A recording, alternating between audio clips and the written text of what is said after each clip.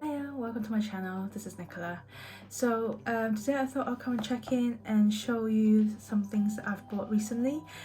Something that I've been waiting for a long time, which is the Tom Ford Eye Colour Quad Creme. This is a formula that I really love when they first came out earlier this year with their smoky quartz, which is what I really liked and have been using a long time. So I thought this time around when they have come up with the Velours Kaki and the other one, which is called the violet satin, I've decided to buy them both, and yeah, I have not regretted a single second. And today I thought I'll give you a demo and some of my kind of experience or little tips of using this quad so far, because I feel like it's not as user-friendly as the other ones that they came out in this collection.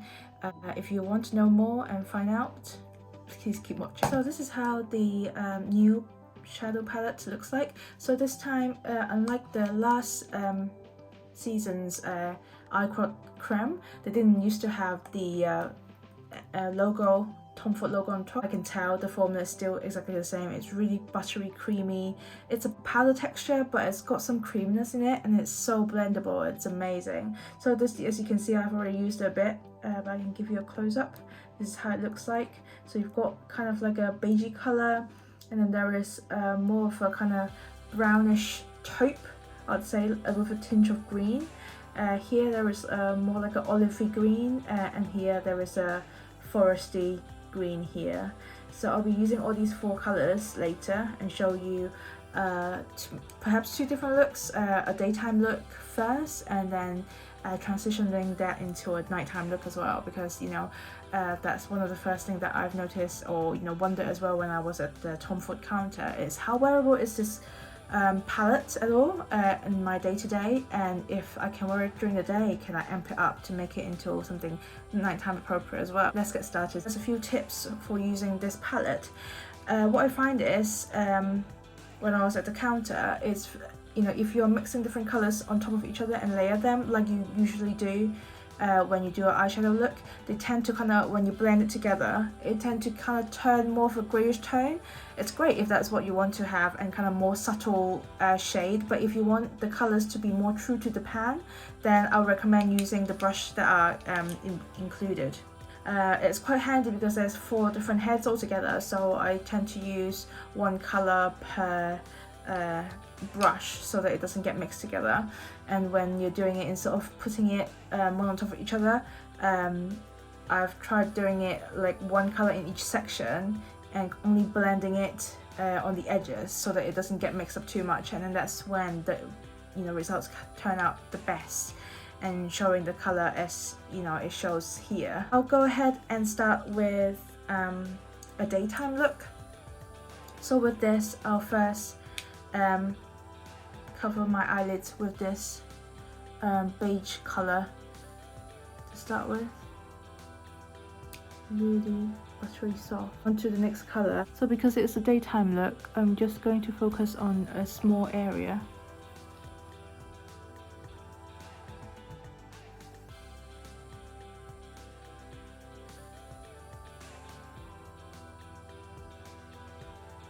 As you can see, it's very, very subtle, kind of more, almost like a taupey brown.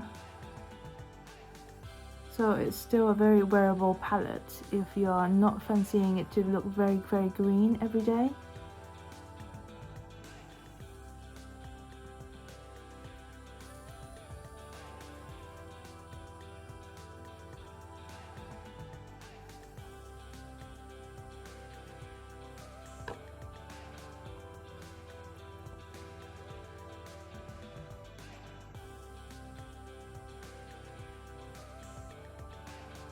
So I find, so in this sense, I'm kind of covering one layer and then the other. So it's a good daytime appropriate look where it is more leaning on the grey side and not so obviously green. So it's kind of perfect for daytime if you just want something subtle,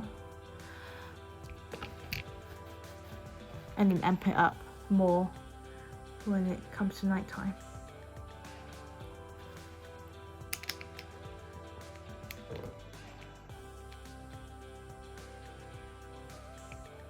So I then go ahead and add a little bit of this olive green. Just use it as a eyeline as such. Focusing on the waterline area, making it very like thin, so you can kind of see that there is a bit of green there, but nothing so obvious that you could tell for sure that you're wearing color.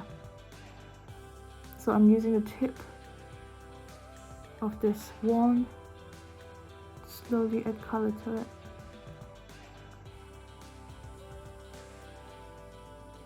A little bit at the bottom as well. Although it doesn't look like it in the pan, this is actually one of the colors that I find has the most gray in it when you're blending it out. Let's give it another good blend everywhere. There you go, this is the first eyeshadow look, more daytime appropriate version. As you can see, there's a little tinge of green there, but nothing crazy. Now I'll be doing a more true to color look on this eye to show you how it would look if you want to make it quite strong colored. So this time I'm going to put one color in each place so they're not mixing.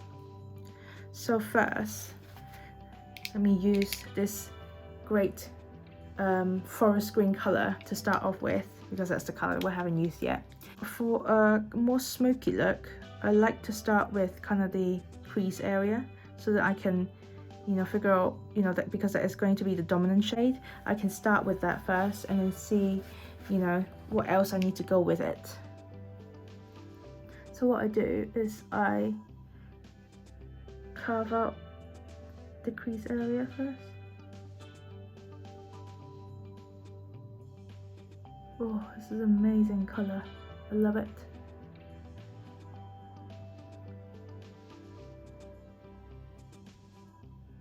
Draw it out like it's a big wing.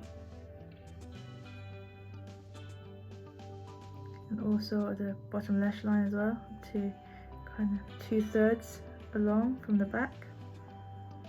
I'm in love with the shade. This is the shade that makes me want to buy this in the first place. Just keep adding to it until you're happy with angle and how wide it is. And then I'm going to work my way backwards. This time I'm going to use this shade here, this taupey shade in the middle.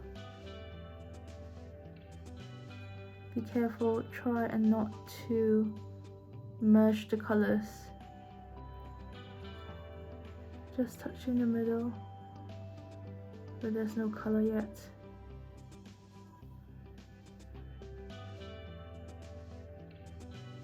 Be more reserved in how far up I'm going because I will be blending it upwards later on as well. So that's how it looks. Moving on to this olivey green, which I'm going to add on the inner corners. It's very handy with this sponge tip as well, that it's got a pointy end, so you can really go into the edges. Now you can see quite well the 3 different colours at play here. Go back into this beige colour, which I haven't used yet in this eye look, and I find that this colour is great as a kind of eraser shade, where you can use it to blend out the edges, but also to correct any mistakes if you've kind of overblend. So I'd start kind of like a little bit above where the colours are, and then slowly taking it down towards where I've got the colours. So before I touch the areas that has the other darker colours, I will start blending the lightest colour first, then going into a dark shade, one by one, so that it doesn't get muddy. So I'll start with this taupey colour in the middle first, then going into this forest green, before going into the olivey green shade.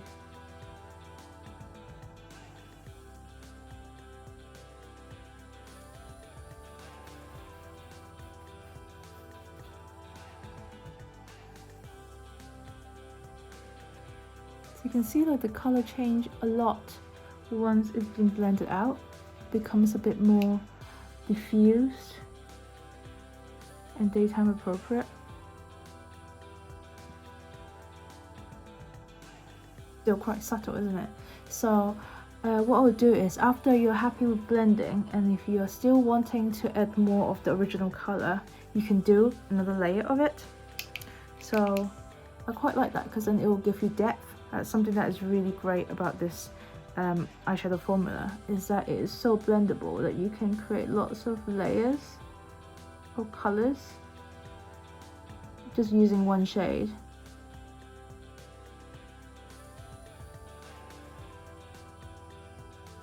Just going back into the same color as I did earlier quickly to give it more oomph.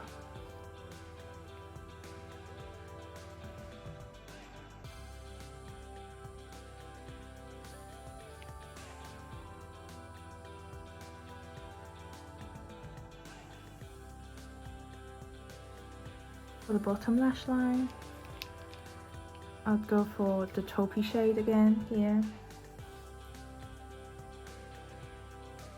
A little bit more before spraying to balance the look out.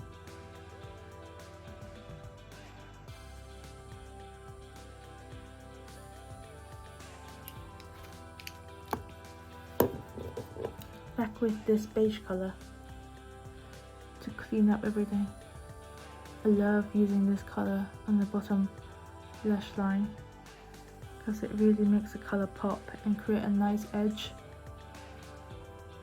I find that it actually has a really good concealing effect as well because of the colour of this beige shade. You can see it's much brighter here than this side under my dark circle. I'll be back after I put some mascara on. And here is the final look.